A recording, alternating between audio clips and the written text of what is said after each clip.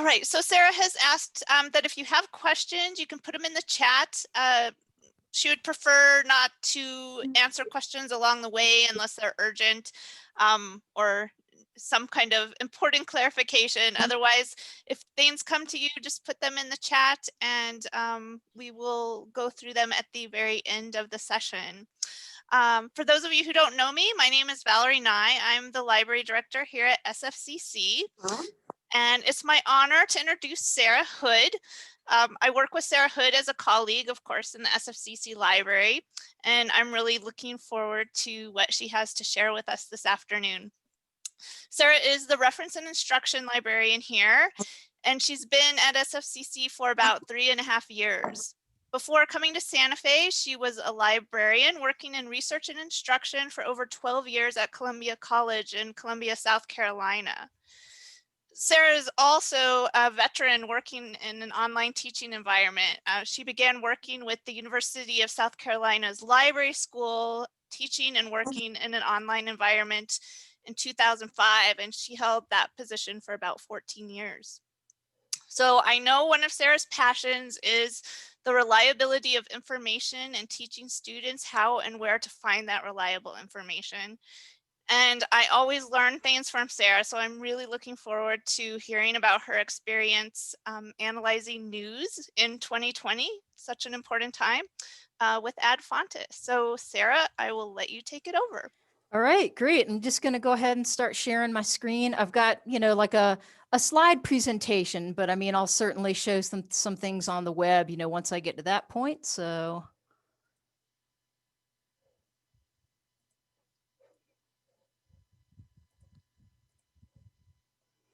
Okay, yeah, so welcome to Rating the News. So you don't have to.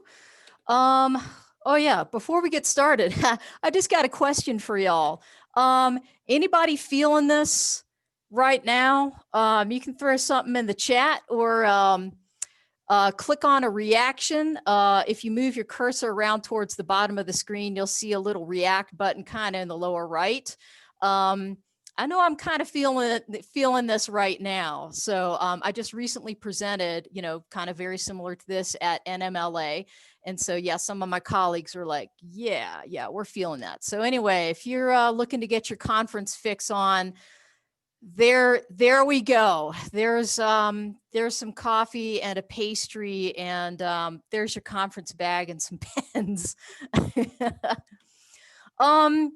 All right, so first of all, I want to say happy Media Literacy Week. Although Val and I didn't intentionally plan it this way, I think it's very apropos that we're talking about this topic during this particular week. So I think this is a nice way to celebrate that.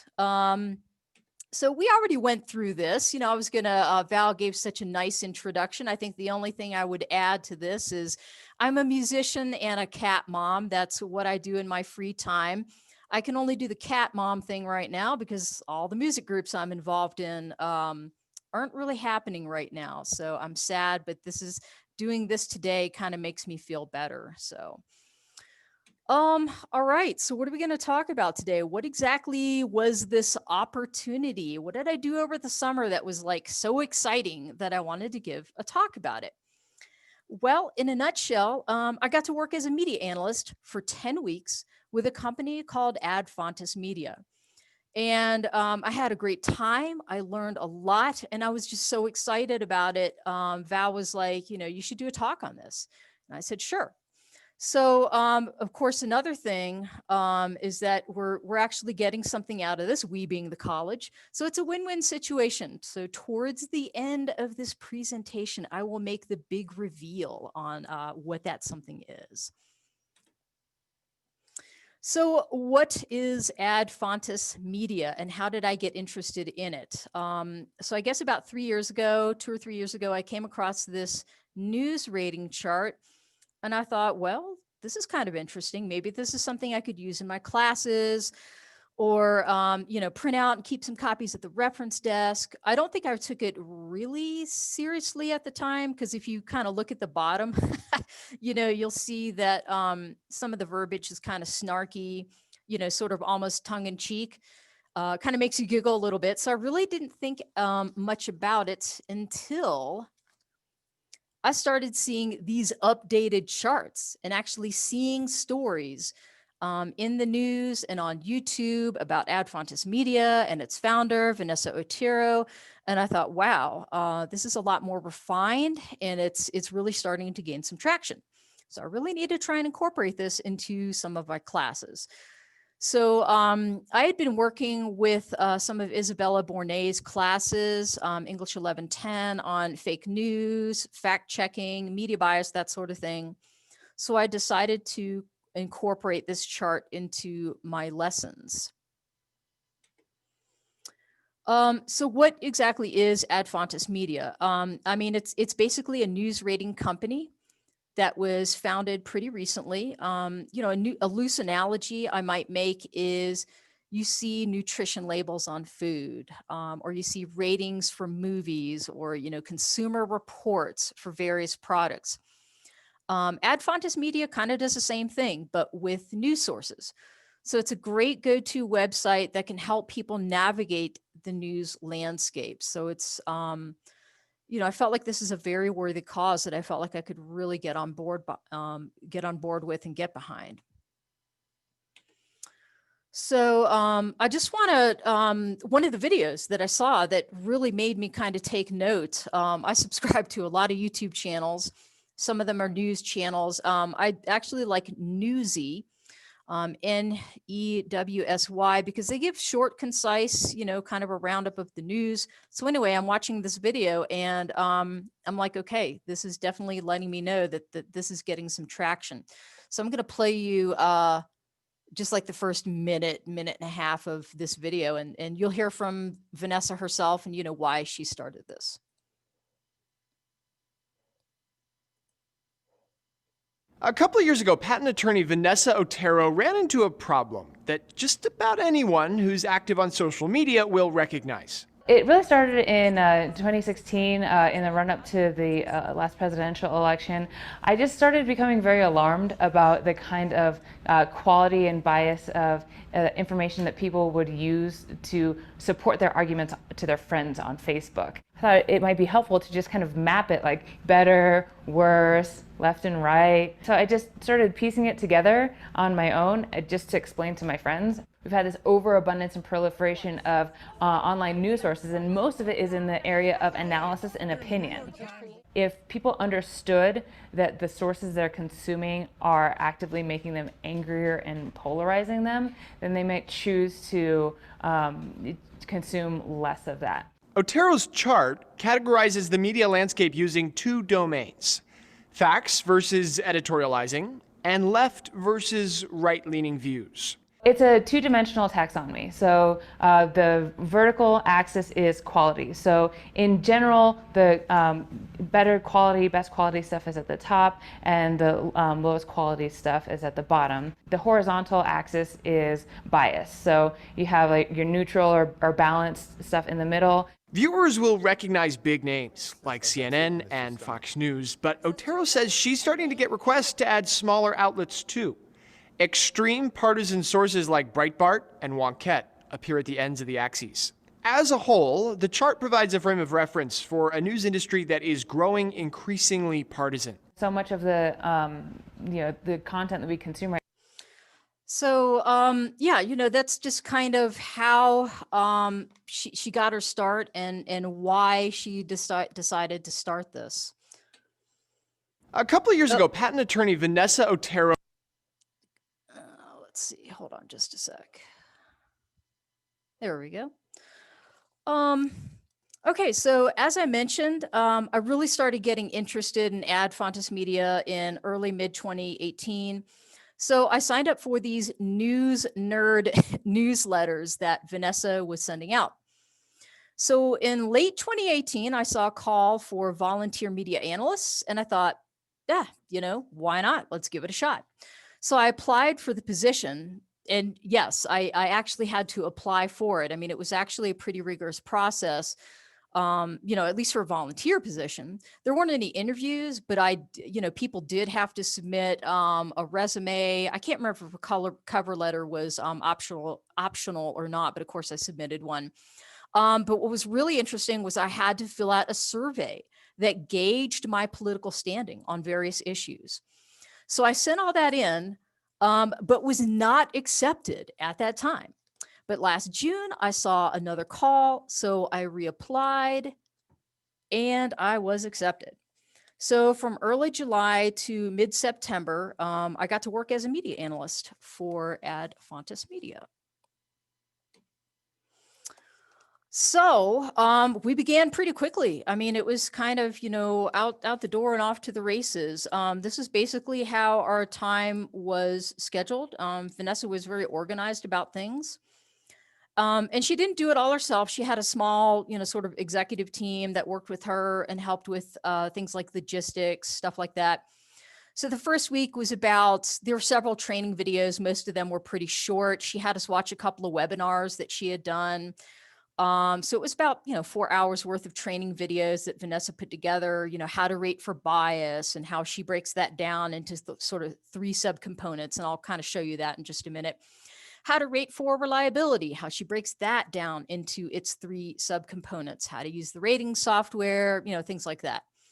So the next week was spent getting our feet wet at rating articles. And then weeks 3 through 9 was the real deal, rating articles and also TV shows. So at the time that I was working with Ad Fontes Media, it was just articles and TV shows. I think now she is actually branching into Twitter. I'm not sure how that's working out, but I mean, she's, that's part of the company's growth. So week 10 was Outlier week, which was kind of fun. So I say that a little tongue in cheek, and the way that worked was if an analyst, and I'll talk about analysts and how we are divided up in a minute. If an analyst had any shows or articles where their ratings were just way different from the rest of their fellow analysts, that was a time that we would be kind of notified and say, hey, you got a couple of TV shows from the Young Turks that were really kind of different from your pod mates. Take a look at this. Give it a different rating if you feel like you need to. If you feel like that rating, that you're going to stand with that rating, give a little narrative as to why. And so it wasn't necessarily discounted or anything, but I thought it was interesting, and I admired that in terms of her methodology to take into account how she would handle outliers. So, okay, so how exactly did all of this work? How many other analysts did I work with? How did we all work together? Well, we were divided into pods, and each pod had 9 analysts, 3 left-leaning, 3 right-leaning, and 3 centrist. So this was to ensure, sort of an equal variety of differing political viewpoints. I noticed when I was working, there were a total of 12 pods set up, but I mean, there are definitely not 108 analysts in my cohort. I'm thinking there are about 3 pods worth, because I'll talk about our Zoom meetings in just a minute, but at any one meeting, I never noticed any more than 30, in the low 30s in terms of attendance. So I think in our cohort, we just had 3 pods worth. So, naturally, one of the things I was most curious about is, who are these other people? Are there other librarians? I think there was another librarian in the group. And so that information, actually, just in the last few days, I've noticed that analysts and information about the analysts, that is actually on her website. This information that I've got here, this is gleaned from just what I gleaned when I was getting to know some of the analysts. So my fellow analysts and I, we had plenty of opportunity to interact virtually.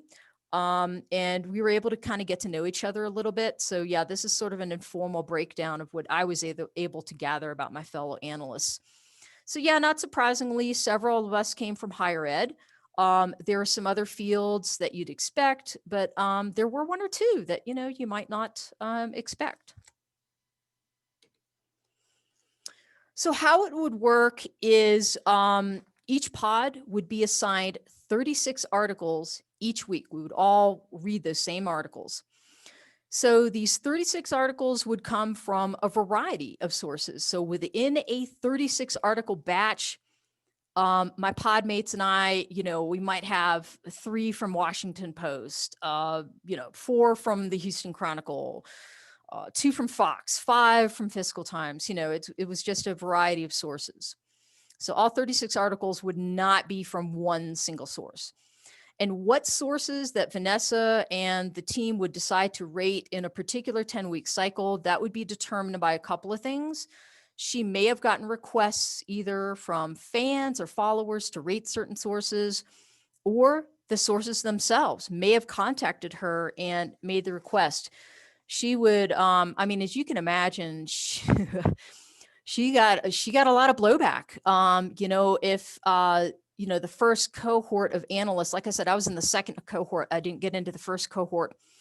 But when the ratings would come out and the new bias chart would come out, and if the source was rated way far to the left on the chart, way far to the right or something, or kind of down low in terms of reliability, she mentioned that she would sometimes get contacted by those publishers, by those sources, and would just get a lot of blowback. And so sometimes sources would actually contact her kind of, I don't know, I guess you could say preemptively, and say, hey, we'll let you, hey, do you mind rating our stuff? So now she is at a point, and I'll talk about this in a little bit. She's at a point where, she has clients, paying clients, because the company has taken off. So sources can request, I don't know exactly how that process works, but sources can request that she rate their publications, whether it's articles or TV shows or what have you. So yeah, the TV shows, it was a very similar setup for TV shows. Some content was free to watch, but some of it wasn't. So we did have access to an Ad Fontes Hulu account for the subscription stuff. Most shows were at least an hour, but with the TV shows, we were only expected to watch roughly the first 50 minutes, and then spend about 10 minutes rating. She only wanted us to spend about an hour per TV show, and if we were on TV shows for a particular week, we would only be expected to rate about 6 per week. She really wanted us to just kind of not have to spend any more than roughly 6 hours a week doing TV shows, because that's, when you're working with volunteers, you just have to kind of think about, what can I ask these folks to do? So what all did I read? What all did I watch? A lot. I rated about 100 articles. I think my count was like 97, coming from about 50 different sources, around 20 different TV shows, give or take. Stuff all over the spectrum. So Ad Fontes Media has gotten to a point where sources have actually been, like I said, they've been contacting her and asking to have their content rated. So that's how some of the source choices are made. Also, anyone can go on the website and suggest or request a source to be rated. So basically, like I said, her expectations, Vanessa's expectations, was she really didn't want us to put any more than 10 minutes into each article. 36 articles, that's going to come out to about 6 hours. I can tell you there are some articles that I spent a lot more than 10 minutes. Some of the biggest challenges I had, and see what she would do. It wasn't Vanessa and the executive team, if you will. They wouldn't go into a source and pull, let's say they were going to pull 5 articles that week from Washington Post. They wouldn't just zero in on political stuff. They basically, what's being featured front and center, what's on the homepage. So those are the articles. And we're talking about, she would do it that way for, well-known sources, but also, kind of smaller, local or lesser known sources, whatever was prominently featured, whatever they were deeming was newsworthy, that's where she would pull from. So sometimes I'd get an article talking about the election, but then sometimes I'd read an article about, a little boy who was almost attacked by a shark, but an off-duty policeman saw it and fended it off. And it was, it was a human interest piece. And I was like, wow, how do you rate for bias on that? And so some of the analysts, we would struggle and talk about that. So sometimes there really wasn't a lot of bias because whatever stories that source had deemed newsworthy just happened to be human interest pieces, or, you know, what you might call fluff pieces. So yeah, so how did we communicate? How did the analysts, how did we work together? We met every Wednesday night for an hour via Zoom, and Vanessa would provide further training and clarification on things and answer any questions we had. You know, I really enjoyed the Zoom sessions because it was a great way to kind of get to know some of the other analysts. And it was just a lot of fun. And so let's see, we also use Google Docs to share things like login information for subscription platforms, helpful crib sheets for rating articles and TV shows, stuff like that. We also use Slack. That was new. So Vanessa didn't require that everyone use Slack, but most of us did. And I found that to be, I didn't engage in as much conversation because Vanessa was, I'll be honest, she was totally cool with us talking to each other about particular articles. We didn't have to be in a silo. She wanted us to communicate. Hey, you know, have you read this article yet? I'm really having trouble with veracity, or, you know, I'm really having trouble rating comparison. And so she had no issue with us talking together and talking through it. I didn't do that as much. It's not that I was uncomfortable with it.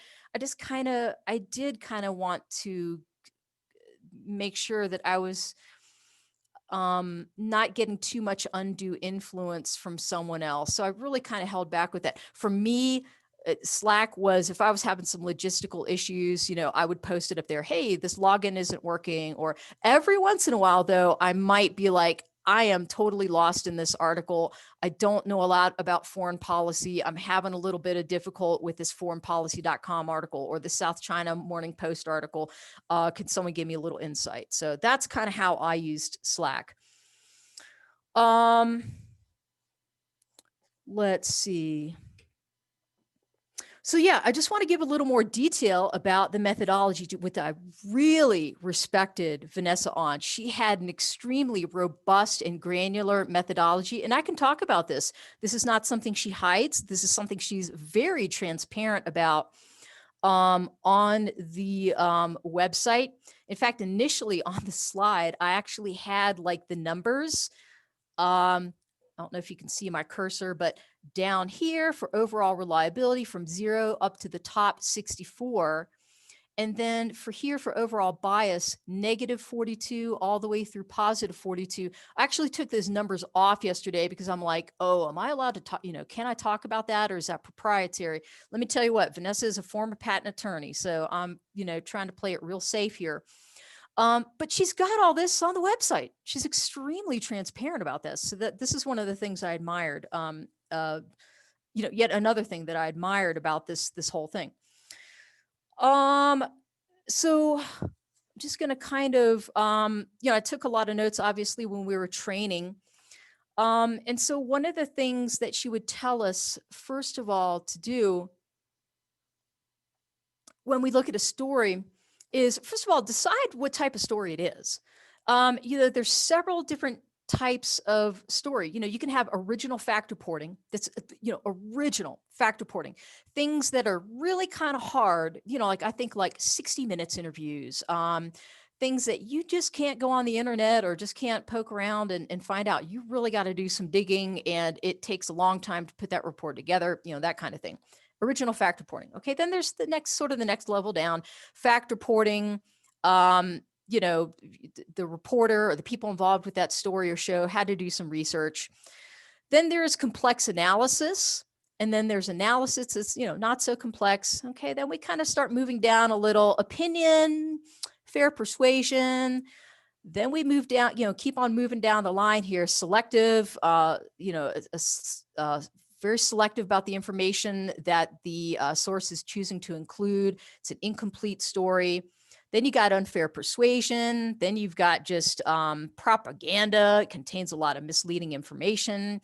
And then you've got just completely inaccurate, fabricated information. So she said, you know, decide what type of story that you think you're looking at. So then in terms of overall reliability, she divided it into 3 subcategories that we were to look at in order to determine what the overall reliability is. So expression, okay? So how is that? That's different from truthfulness. That's different from veracity. So the expression is how the source is conveying the information. Are they taking something that we know is not a fact, but presenting it as a fact? Are they taking something that's opinion and presenting it as so it's all about the presentation. So how are they expressing it? As fact with analysis with some opinion, or opinion with no facts. Veracity is, the truthfulness of a story. Is it true? Is it absolutely true? And Vanessa emphasized that, very few things end up here. Or is it something that's mostly true? How easily can we actually figure that out? Is there a little bit of room for argument on that as to whether or not something is true? Maybe it's neither true nor false. Or is the stuff that you're reading mostly false? Or is it just patently outright false? So there are kind of 5 different levels in terms of veracity. And all of these were rated on a sliding scale. So, and some of that, she said, you guys come from different fields. And that's why I wanted you, because you come from different fields. Some of you are going to know more about foreign policy and whether or not this article about US-China relations is factual. Some of you are going to be less knowledgeable about that, and that's okay. She was okay with that. She wanted that variety of knowledge and perspectives within her analysts. Graphics and headlines. So we were to look at images and graphics in the headline and determine, how fair, how relevant is it to the story? Is it really painting the subject or the topic in a poor or good light? So how was that factored together? So those 3 things went into overall reliability. Okay, then up here, we've got overall, I think I may have, so I just finished talking about overall reliability. Now overall bias, again, she divided that into sort of 3 subtopics. Language, is there a lot of emotionally charged language? Does it skew extremely to the left or to the right? Is it, is it hyper or extreme, or does it just skew a little bit to the right or left? Or is it fairly neutral? Kind of, we think of Reuters and AP, is it, kind of just the facts? Also opponent characterization. Were there a lot of ad hominem attacks, unnecessary or emotionally charged adjectives, that sort of thing?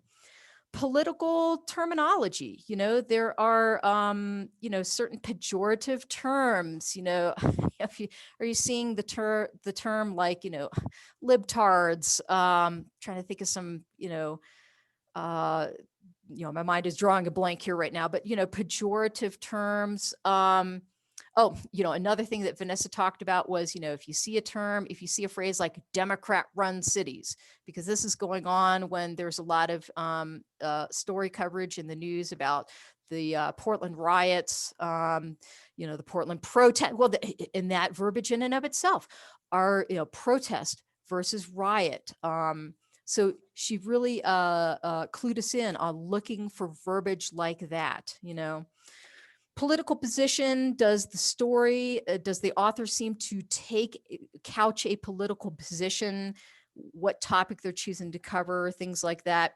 And then also comparison, is anything omitted? Are there, and again, this sort of tied into our prior knowledge about the topic, do we know if anything is omitted? So that was something that we analysts really had to kind of individually think about.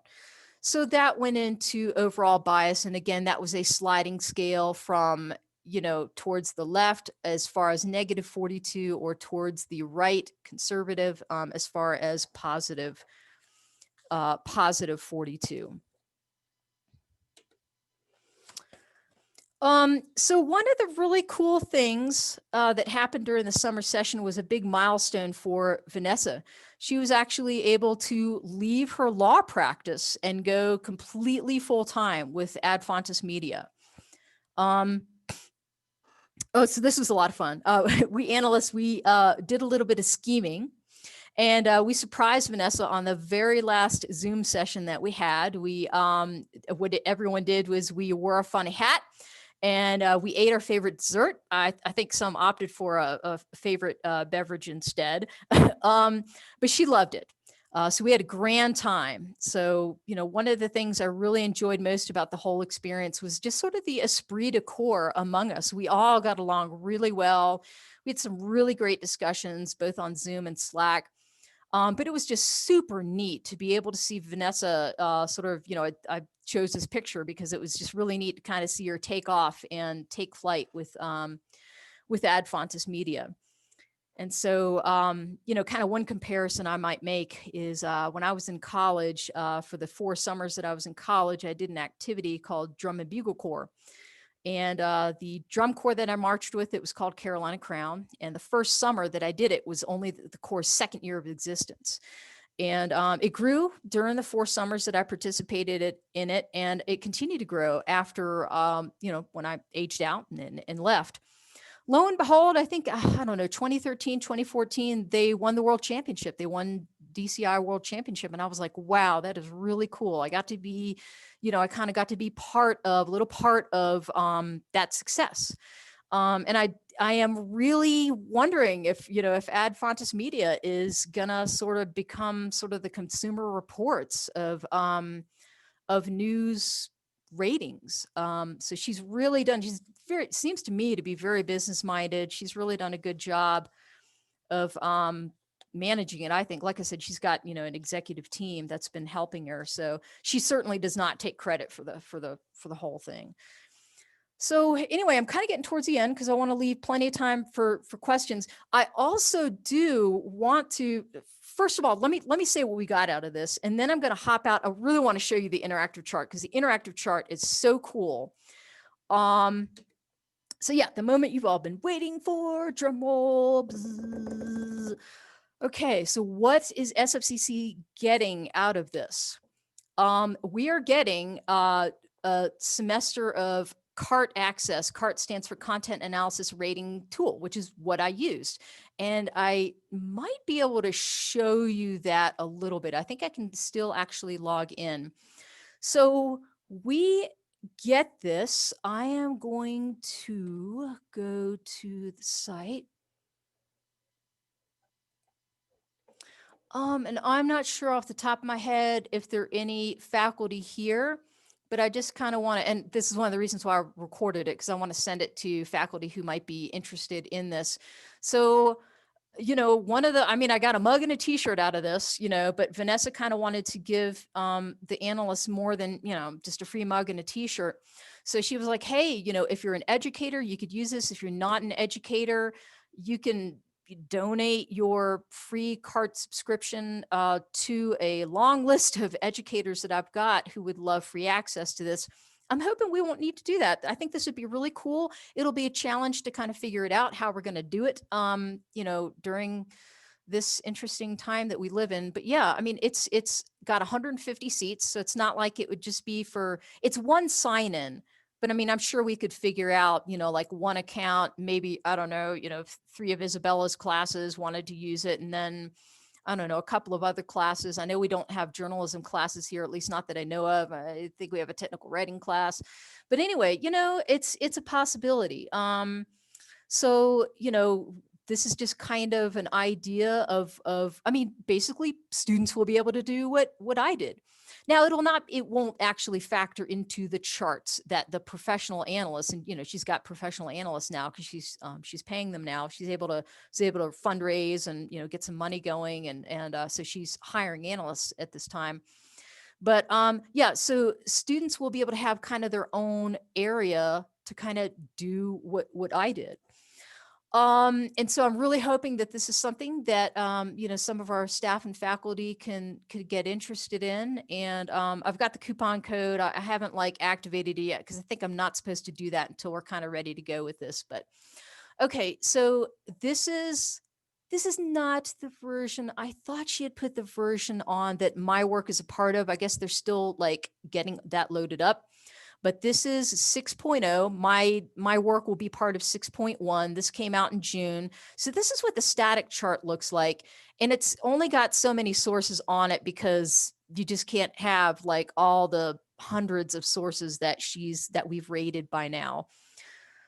And so real quick, I want to show you, this is another thing that Vanessa unveiled, like while our cohort was going on. It was just so cool to see like these really neat things that, oh, everyone go ahead and unmute because I want to get some suggestions now. I think I'm kind of rolling to an end here. This is the interactive chart. And so the way this works is you can put in a source. So I want to take a source, I'd take a couple of suggestions, and I want to kind of like show what it kind of looks like. So anyway, I will shut up right now and someone throw out a source. Now I can't guarantee that like every small kind of local, maybe not so well-known source, I can't guarantee that that Adfontes has done that, but yeah, let's start. Hey, New Sarah. York Times. What's that? New York Times. Okay, New York Times. We'll start with that. Okay, New York Times. All right, so here's the thing. One of Vanessa's pet peeves would be like some of the criticism she would get, like on Facebook or, wherever on social media. She's got, obviously Adfontes Media has a pretty large social media presence. Someone would say, what? I can't believe you rated the New York Times. It should be way further over to the left or way further down or further up or, something like that. And she would be like, oh, okay. And what particular story makes you, what makes you think that way? And so like, well, this one story that I read and, so she would be like, okay, what other stories have you read? Crickets. So it's just a little annoying. We've heard the term armchair quarterback, and it's just like, let me tell you what, unless you've read and rated in detail a lot of articles from one single news source, it's really hard to not get a little annoyed about those opinions. They're valid. But so anyway, all that to say, here is where the New York Times ended up. Okay, so it has an overall reliability of 47.49. Okay, that was you can see the numbers here. So out of 64. Okay, and then the overall bias of negative. So negative is to the left. It's leaning, here's the center mark right here.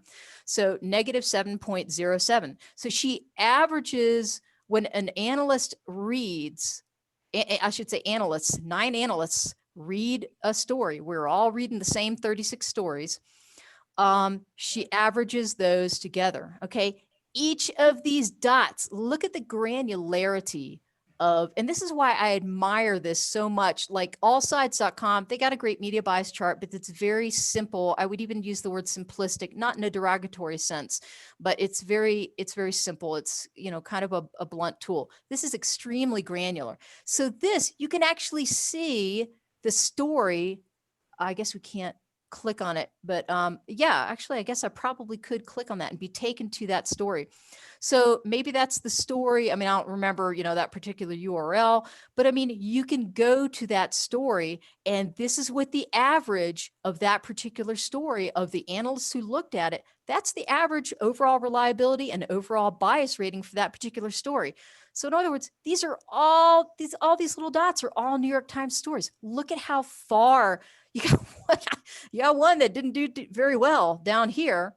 Okay. But then you've got one that was like AP-esque in nature, Reuters-esque in nature, Weather Channel-esque in nature, in terms of reliability and, lack of bias. Okay. So some of these things are all around the chart. Let's do one more. All right. Someone else throw one out. BBC News.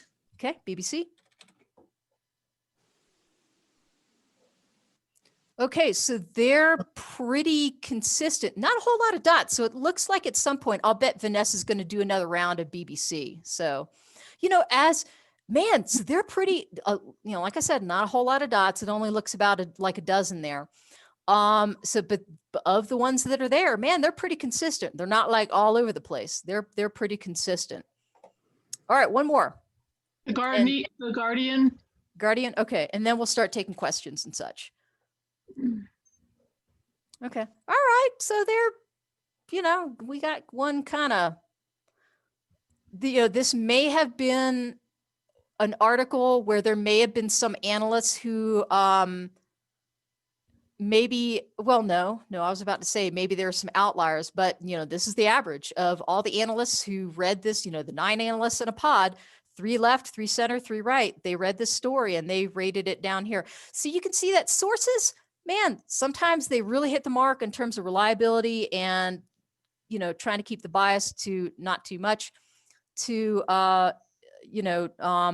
stories that might not have as much factual reliability. So, and I even found that there were some sources where I was like, yeah, this is a pretty biased source, but this particular story, they did all right with that. So, all right. I am going to stop sharing my screen so that we can take some questions. Yeah, we've got about, oh, great. Okay, we're doing pretty good on time. All right. Well, I like to be able to just see, what I'm reading, because I read AP, I read The Guardian, I read The Atlantic, I read the New York Times when I feel like paying for it. And so it's nice to be able to look at those things, So my question is, and see what I'm thinking, because I have an innate bias, right, to my news sources. I think I'm making the best choices, but this gives me a tool where I could be like, well, actually, they're not as good as you think they are just because you agree with them. So anyway, that's a statement. But my question is a question that I wrote in the chat, and that's about how does Vanessa plan on making this more prevalent to the people who could benefit from it the most, right? The people who could benefit most from this. And I'm trying to think of different populations, and I'm thinking man, everybody. Well, yeah. I guess I'm sorry to interrupt. I would say the people who wouldn't go after it. I mean, obviously the vetting system to get you onto this deal, right, is biased in itself, right? So the information, how do we get it out there to make people, want it, to feel like they need it? What's the plan? I know that Vanessa gives a lot of webinars to educators. Okay. And so I feel like part of my, part of what I need to do, here at the college level, in education is to sort of, shout it far and wide. So I think, when she gives webinars, a lot of people from the journalism community, a lot of people from the education community tend to attend those webinars. She does a lot of those for free. So I think that's part of it. I think she has a huge social media presence. I want to say that 9,000 people, like or follow Ad Fontes Media on Facebook. I don't do much with Twitter, so I don't know how many followers she has on Twitter. And I'm guessing she started a huge fundraising campaign. And so I think part of it is everybody knows what, I don't know about literally everybody, but Consumer Reports, that's a household name. So I am guessing, that part of her, plan is to become such a big name that people are just gonna, it's almost in fact, I think she mentioned this a little bit. I don't know about an actual, stamp, like a nutrition label stamp, but I would not be surprised if a lot of news sources are like, hey, we've gotten this rating from, from Ad Fontes Media. I think that's part of the plan. But I think we as people need to try and do what we can to get the word out. Again, people are going to have their bias. Some people are just going to be like, no, I'm not going to look at that. And we have to kind of, at some point, ask ourselves, how far can I go with this person? How much can I, what else can I do? So I don't know if that really answers your question. I think she's riding a lot on social media.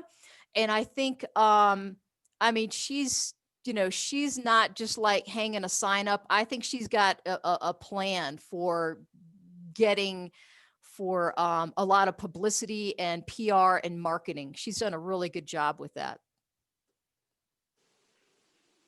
Yes, you did answer my question. Thank you. Sure.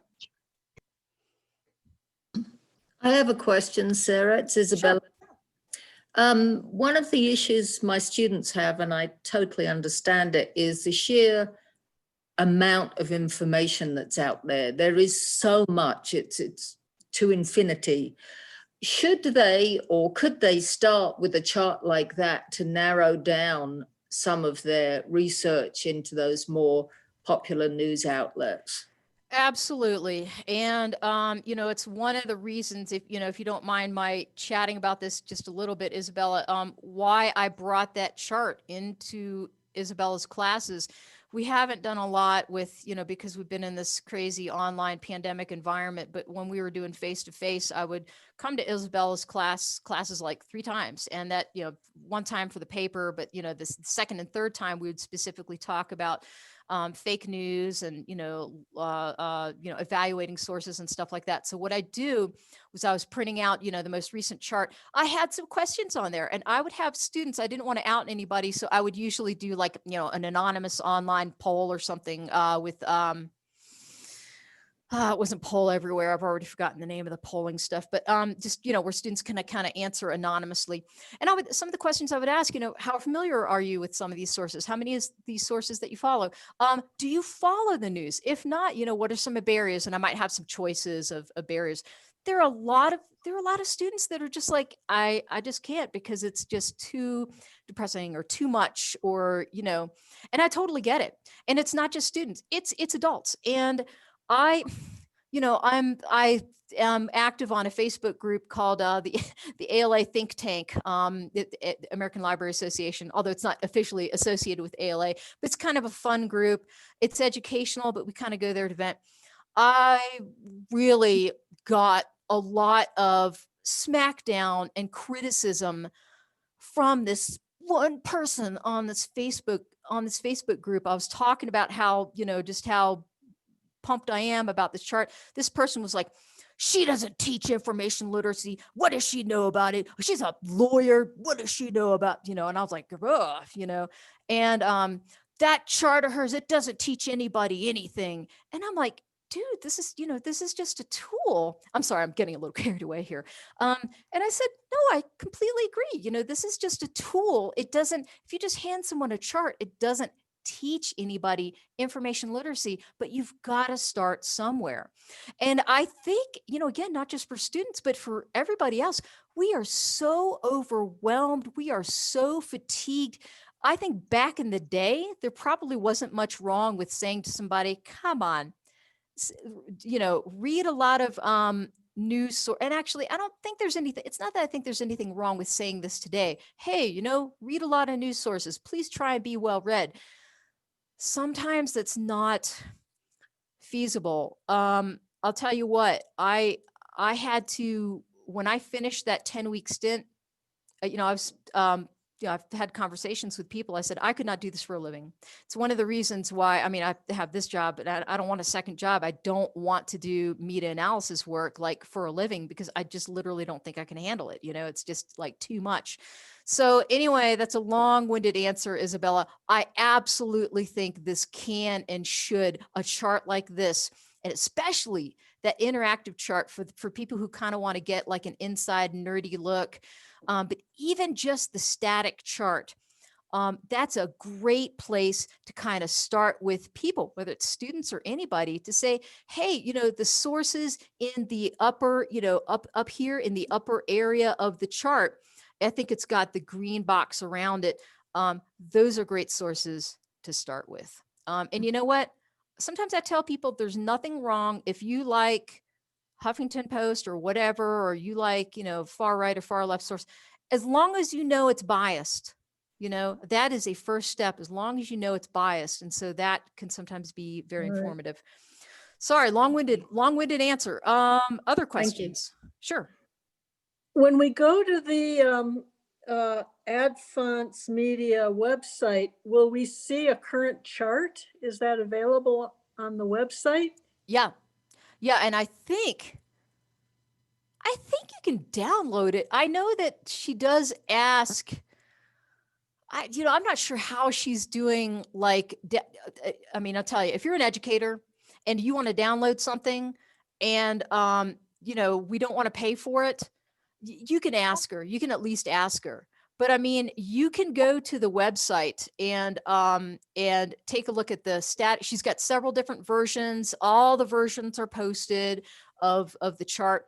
You can look at the the interactive chart, but that is all available, on the website.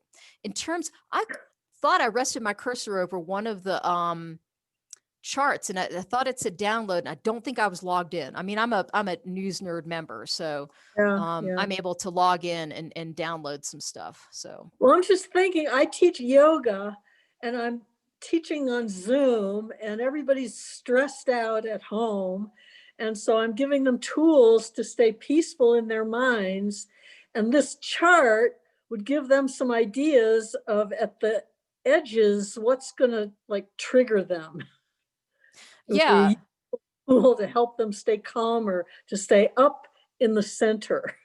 exactly. The further to the top of that bell curve, and it's not so much her chart has evolved from like a curve to almost like a triangle with a point. Yeah. Now, and this is another pet peeve of Vanessa's, it's like people, they take the visual representation of the chart literally. Why is Newsmax slightly further to the right? Because you can't visually represent all the logos, and they'd be all on top of each other, so there's only so much visual representation accuracy that you can accomplish with that. And so that's why I'm absolutely certain that's why she was like, yeah, we need to come up with an interactive chart. So, and I think that's great for peace of mind. I will admit, I'm kind of the person who sometimes will get sucked into those Facebook fights. So for me, yeah, it's peace of mind, but it's also, sometimes I will be the person who I will say, hey, you're citing this article, and hey, just to let you know, I'm going to include a link to this chart. Your source that you're citing is way down, way over to the left and down on this chart, or your source is way over to the right and down on this chart. So, it can be kind of, I don't know. And sometimes people are like, yeah, whatever. But you know what? The other people who are seeing the comments and stuff. I think that's important. Thank you. Yeah. I've done the same thing. Sorry. Not the same thing as you, but a version of that. I didn't have on AdFontis, but I've done a version of that. Yes. Right. And see, I think once, I'm trying to be careful such that I don't have this blind faith that, AdFontis Media is going to be the Consumer Reports in 2 or 3 years of, but I think it's going to be reputable enough where people will take that seriously. Hey, look, this news source that you cited, AdFontis Media has given it, an overall reliability of,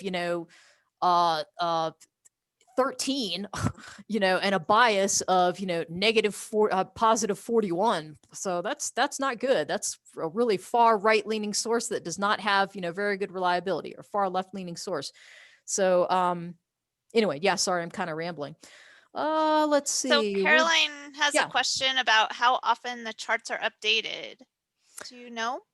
It seems like she's been doing it 3 or 4 times. I mean, we're getting ready because we just finished, our cohort just finished. I mean, actually, she has chart 6.1 out. I've seen it. I guess it's just not made it onto the website yet. Thought it had, but anyway. So the last chart was June. Okay. So this next chart should be, September. So I mean, it seems like she's doing it a few times a year, which, I mean, you've got to. Another thing, gosh, I'm kicking myself. I meant to mention, some of the questions that we get are, what are you basing, like when you talk about bias and political position, what are you basing that on? Part of our training, I literally had to go to the DNC and the RNC, the Democratic National Convention, Republican National Convention, and read their position statements. That was part of our training. So, by the way, this is being based on current US politics, okay?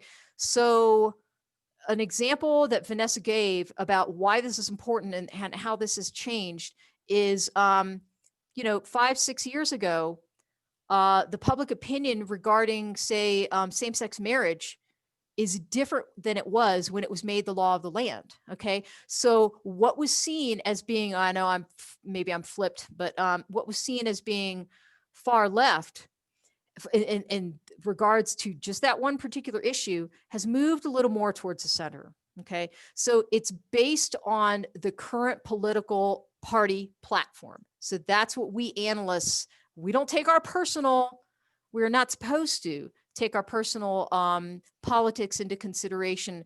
We've got to look at what the party platform is in terms of determining, oh, what is this sources? What does this story, what does its politics seem to be? How is it leaning in terms of comparison and political leanings? So I just kind of wanted to throw that in there. Great. I think we have time for one more question if anybody has one.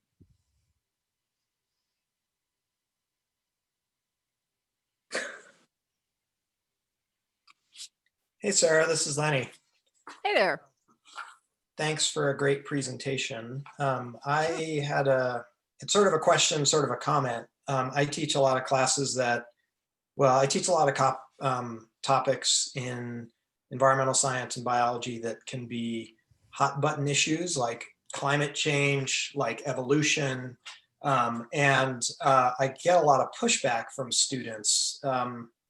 And one of the things that is particularly frustrating, and perhaps, this work that Ad Fontes is doing will help, but perhaps not, is that there are a lot of people out there that information is information, and, it's all equal. So that, that basically there is no right, there is no wrong, and everything has equal sort of weight and value. So I can show students consensus among hundreds of scientists about climate change, and they say, well, I saw this video on YouTube by some guy and he says that that's not right. So that, for many people holds the same weight as, people experts in their field. So I'm wondering if you had any thoughts about that, and how what you did this summer and what Ad Fontes is doing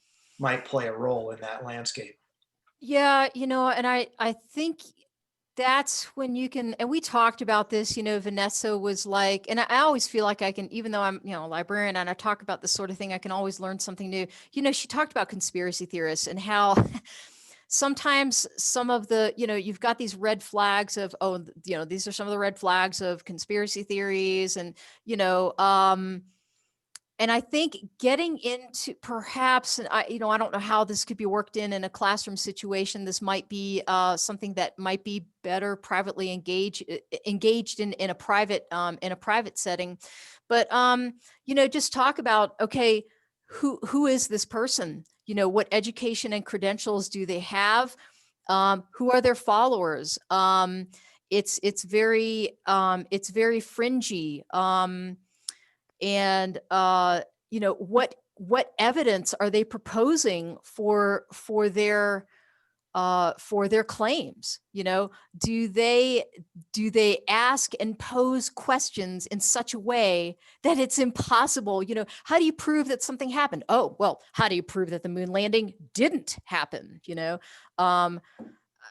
When they answer a question with a question. And so I think engaging in that sort of level of Socratic critical thinking, that can be a key component. It can be really time intensive. It can be very labor intensive. I think it also gets into, and I know that this is definitely the class forward. It's kind of ironic that these things come up in a science class, but we have to talk about this. Opens up a conversation about talking about what we as a society and what Lenny, we've talked before about, the scholarly conversation, and I've pointed out about, in class about, oh, look at the references, and then you can look at time cited in the database and the scholarly conversation that's going on. Well, what kind of scholarly conversation is going on with this YouTube video? Not a whole lot. So I think those are conversations we can get into, conversations from that perspective. And then also I'm reminded of a YouTube video, but it was a BBC interview with Trevor Noah. We are living in an age, and I'm a little stumped about this too. I don't know if I have all the answers. We are living in an age of sort of anti-intellectualism, and it's really frustrating. So one of the things that Trevor Noah talked about, this is an interview he did with BBC about 2 or 3 years ago, is how and why are we giving an equal platform to these YouTube, to these, the guy in his living room talking about, the Flat Earth Society? How and why are we giving that equal platform? And I think we need to ask ourselves as a society why we are doing that, and how we can combat that. I'm not sure, because as we know, a huge part of that, I know we're a little over time. A huge part of that is social media, and that gives anybody the platform to espouse their views. So Lenny, I'm not sure, that was kind of a messy answer. I think, a short answer to that is maybe breaking it down into its critical thinking constituent components and saying, okay, let's look at this person's claims. Let's look at where they're coming from. And let's see what the basis is for that. We are dealing in a scholarly community. And so that's how we learn. Oh gosh, I'm not sure I answered that question very well, but it's the best I could give. Well, thank you, Sarah. I've learned so much this afternoon, and it's so interesting to hear about your experience and where we can follow this organization moving forward. I think your work is really part of something that's going to be with us for a long time. And congratulations for getting to participate in it. And thank you so much for sharing your experience with us. Sure, you're welcome. And y'all keep fighting the good fight. We are in higher education. Keep fighting the good fight. Thanks. Thank you. Thank you. Mhm. Have a good afternoon, everyone. See ya. Thank you, Sarah. Thank you, everybody. Sarah. I'll see you at 3, Sarah. Yes, yes.